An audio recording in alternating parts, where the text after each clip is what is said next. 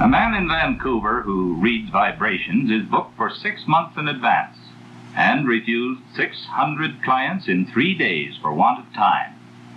Where once we burnt witches at the stake a few scant generations ago, today we put them on television and seek them out as after-dinner speakers.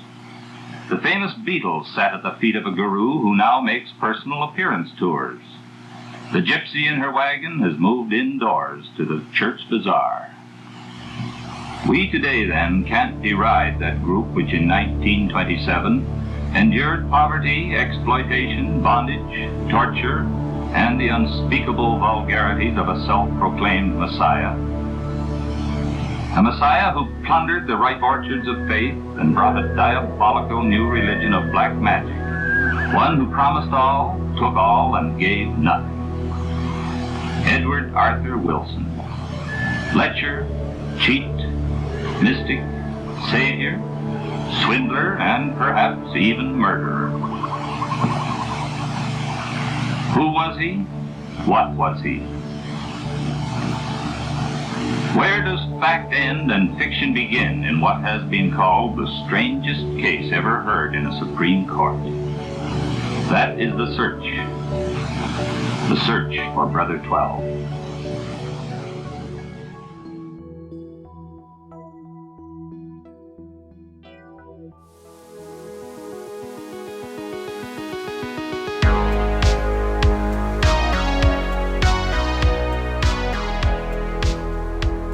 Welcome to another episode of Wet Wired. I'm Julian Paul Butt. And I'm Sean Undis. Today we're looking at the life and prophecies of theosophist, cult leader, and deadbeat dad Edward Arthur Wilson, better known as Brother 12. Brother 12 was an English occult leader who founded the Aquarian Society and its commune in Vancouver Island, British Columbia in the late 20s. He was surrounded with allegations of abuse, fraud, and even murder. He fled prosecution by burning down his compound and absconding with the group's gold in a tugboat. What he could grab that isn't still buried treasure on the island. That's a myth. Nobody go look for it. A few have. We're really pleased to welcome Steph Halmhofer back to the show to tell us about Brother 12. Steph joined us in November to talk about Graham Hancock and ancient apocalypse in the Man from Atlantis episode. She's an archaeologist currently at the University of Alberta and focuses on pseudo-archaeology and conspirituality, and as she calls it, highly cursed content. Is there anything you wanted to add to that? Did I get it? Yeah, I think you got it. Yeah, sounds about right. Well, how did you learn about Brother 12 in the first place? What brought you to that? It was a Josh Gates show, actually. His show, Expedition Unknown. He did an episode about Brother 12 5 years ago, maybe a little bit longer than that. And I'd never heard about Brother 12 before. And I think I caught just the tail end of a commercial, and I heard cult and gold, and then I heard British Columbia, southern British Columbia, which is where I'm from.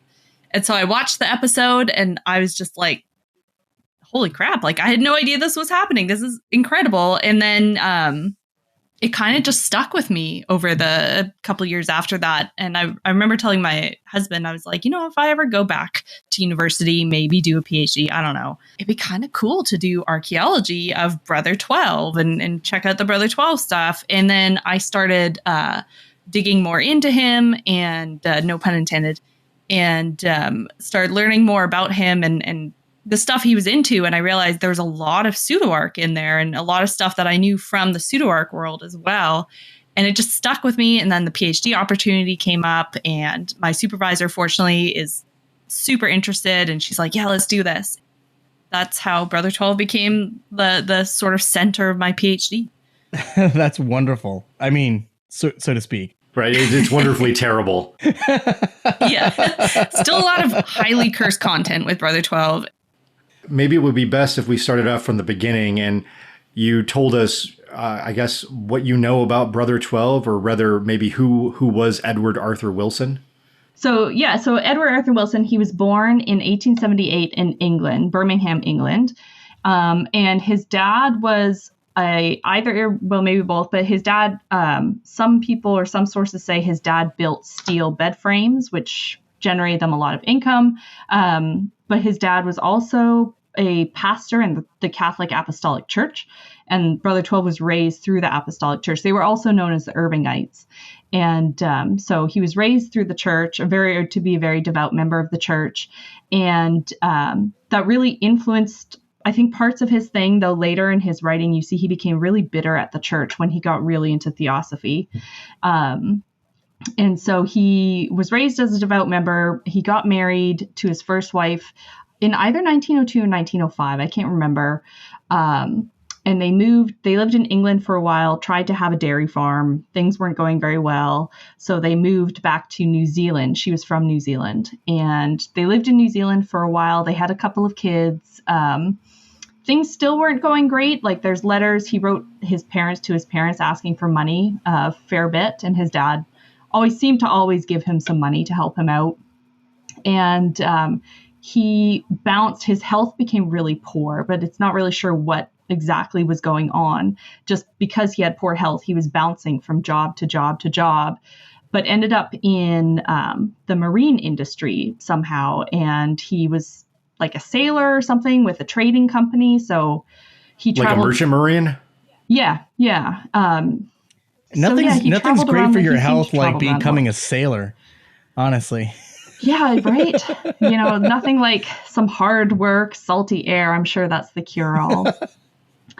So he sailed around the world quite a bit, and I have a feeling that's how he came to know British Columbia. I think he probably went to BC a few times throughout this profession, and then sometime in the early 1910s, he and his wife actually moved to British Columbia. They moved to Victoria, which is on Vancouver Island. It's the capital of BC.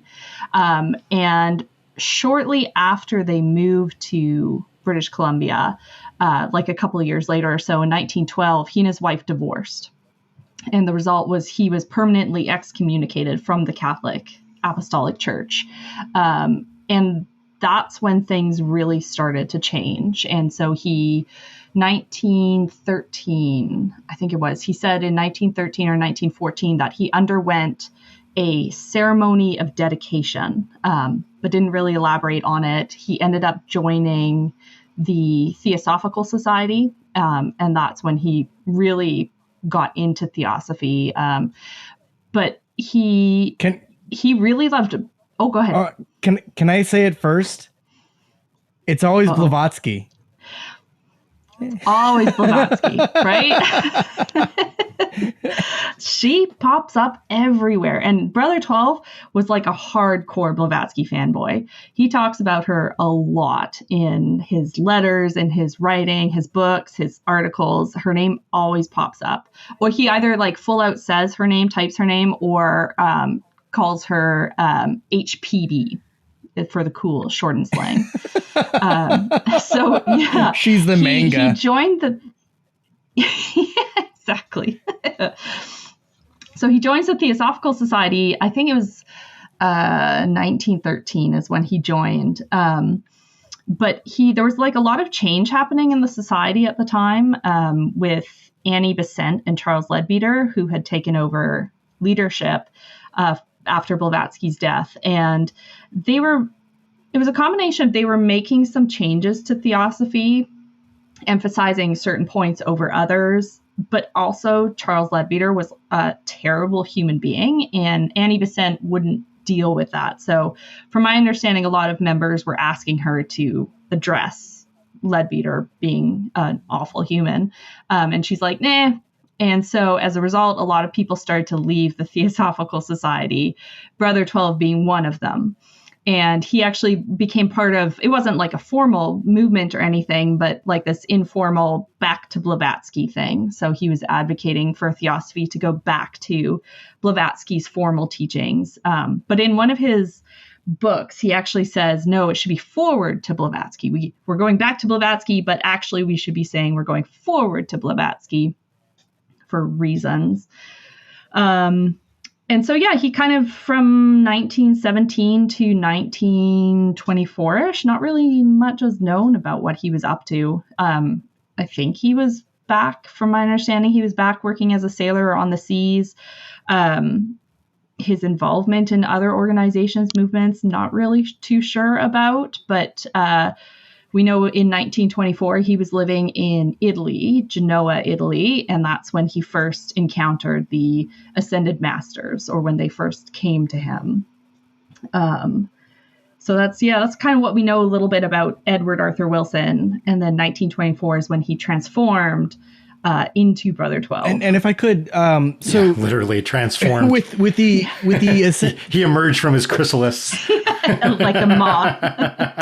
Exactly. So I know that the Ascended Masters is a theosophy idea. Could you elaborate a little bit on that in the remote chance that some of our listeners actually are not already Blavatsky following readers?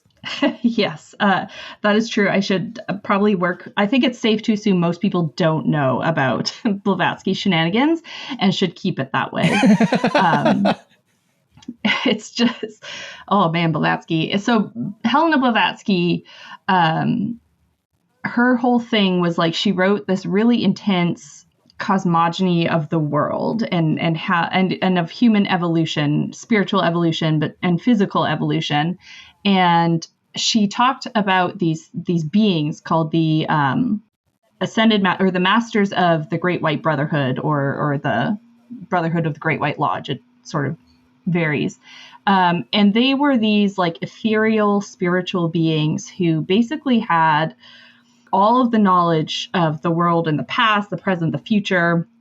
They lived on the spiritual plane, and they would teach through what later became known as the mystery schools. Blavatsky called the mystery schools. And this all started with the sinking of Atlantis. So Atlantis, during the time of Atlantis, Atlanteans were just being like massive douchebags and just wrecking shit. And they were also like really spiritually ascendant people, very intelligent, had all this advanced technology, advanced knowledge. And so some of what became the masters started to think, well, maybe the special knowledge and wisdom we have should not be given to everybody, because look at how our fellow Atlanteans are acting. They're just being childish butt faces. And so let's restrict some of this knowledge and keep some of this knowledge, and it'll be very secretive and very sacred, and only select chosen people will be given the opportunity to learn this wisdom. So Atlantis sinks, and the survivors kind of spread over to, I think it was like India first, and then they came to Egypt. And that's when they started the mystery schools, where they would select a few people to pass on this wisdom to. And these beings would, as they passed on wisdom and gained more wisdom, they would just ascend further and further until they ultimately became the Ascended Masters. That is like a super basic explanation of the Ascended Masters. And Brother 12 was really there's like different mystery schools depending on who you talk to today. And Brother 12 was really into the idea of the Egyptian mystery schools, which were like the original ones. Attaching himself to that long-standing tradition of putting everything mystical in Egypt's lap. Yeah, exactly. Just like it's always Blavatsky, it's always Egypt. It's always Egypt. They Egypt. Can't get away from it. Like, how could nobody could have possibly built these things without magic? Yeah. Hey, Brendan Fraser learned about the curse. So if anybody's going to teach us about this, it's going to be him. Brendan Fraser, that's right, fellow Canadian. So, yeah, the Ascended Masters are a pretty big part of theosophy. And the ironic thing about Brother 12, too, is when you read the stuff he was talking about, especially with regards to the Ascended Masters, like he was very big into Blavatsky, but a lot of the stuff he shared or talked about was actually stuff that had been elaborated on by Annie Besant and Charles Leadbeater in particular, which was kind of the irony that he hated Charles Leadbeater, yet he's kind of regurgitating a lot of these talking points from Leadbeater. And it seems like he never really completely left behind some of the lessons he learned from the Catholic Apostolic Church, or Apostolic Church, because he still has that millenarianism in his own ideas. You know, like that's what he was using to bind everybody together. It seems was this convincing them that the world was about to end. Yeah, in kind of in two different ways. Like in some level, it is that very Catholic or that apostolic version of the second coming and the world is ending and this apocalypse. But then also through the New Age sense as well, where he literally believed that we were on the cusp of transitioning from the age of Pisces into the age of Aquarius, which was his whole thing. It was the duty given to him by the Ascended Masters after he met them in 1924. After he met them. after he interfaced with the Ascended Masters. The other thing about Blavatsky that folks might not know about is she's really big, or she's really well known for this idea of the root races, they were called, which fits into her evolution of humanity. So there were 7 root races that humanity has passed through spiritually and physically. 5 had already happened. There were 2 that were still left to happen in the future. And this is over like millions and millions and millions of years. What are the root races?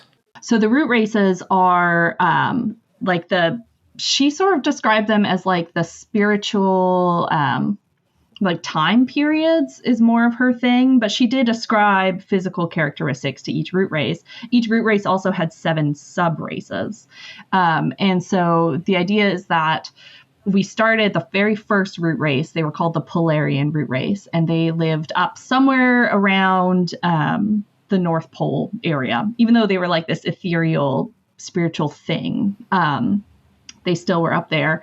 Then they evolved into the second root race, which were the Hyperboreans, who also lived up around the North Pole. And they were like the first to sort of begin to have this like physical form.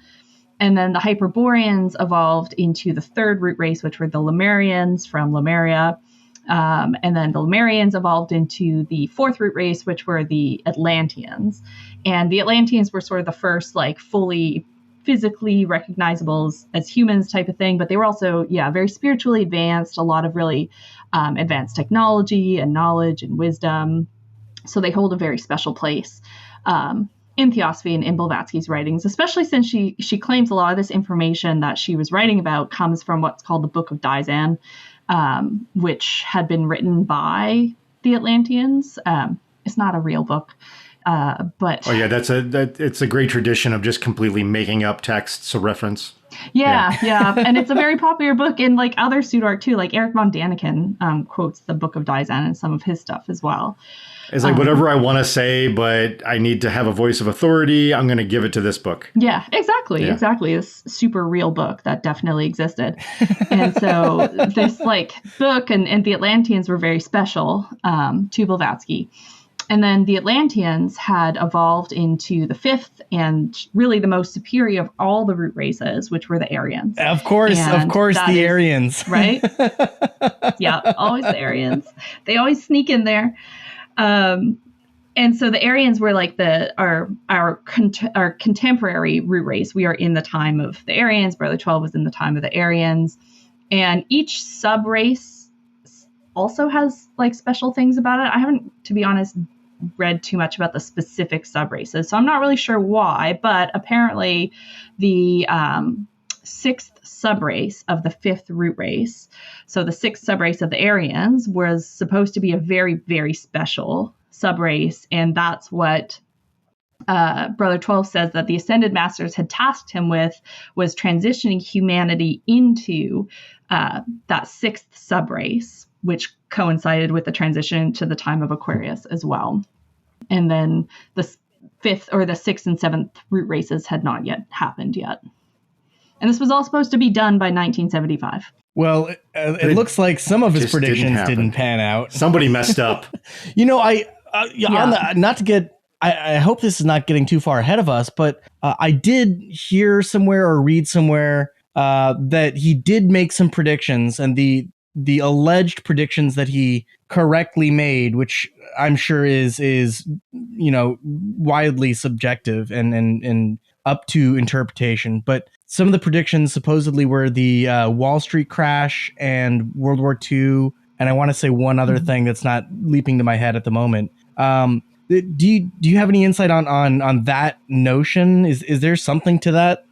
A little bit, yeah. So that comes from so basically what ended up happening in Genoa, Italy in 1924. It's October, like late October. Brother 12 goes to bed early. He's not feeling very well. And over the course of 3 nights, he's woken up on each of these 3 nights with these visions and these messages. So the first night he like sees this floating star and this floating Egyptian ankh or towel at the end of his bed. And he's like, oh shit, like this means something. And then... You've been listening to a sample of a Wet Wired Premium episode. To listen to this entire episode and to hear our entire back catalog, you can subscribe on Patreon for just $5 a month. We also have a limited number of $3 a month True Believer memberships, but when those run out, they are gone. Thank you for helping us keep Wet Wired editorially independent and ad-free.